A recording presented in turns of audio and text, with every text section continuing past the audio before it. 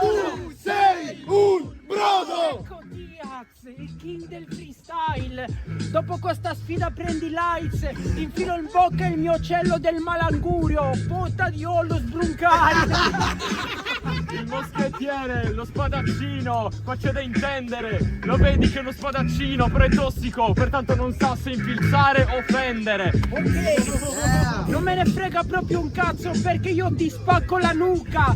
Io vado da Jenny Secchi e gli dico CTD, peccato che sordomuta.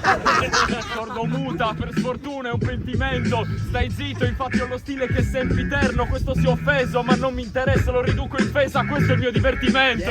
Là, che sei un cazzo di pedofilo da sempre, sono sicuro che ti scoperei una bambina.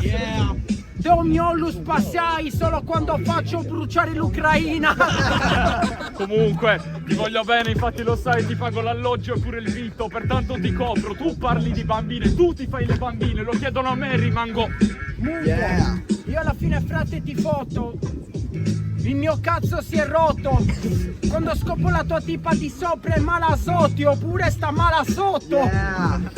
Sta mala sotto, va bene adesso, questo si assottiglia come un foglio, infatti lo vedi, questo porta sfiga, l'unico che è riuscito a trovare un bifoglio. Un bifoglio? Ma perché non la smetti? Che sei un cazzo di ritardato e ti stendo. Sei così ritardato che dici CTD nel mentre che fa il gioco del silenzio.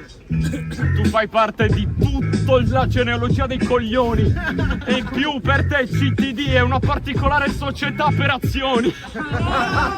Tu invece fai le operazioni di matematica nel mentre che tua madre è spastica, la roba ti pesta. Lo sai che mi voglio divertire e mi spasso quando ti metto le palle in testa. Palle in testa, questo al massimo non mi batte, mi può chiedere la pata. Infatti questo gli auguro mala sorte e malassati, questo gli auguro la Pagani, no, malassata. Presto!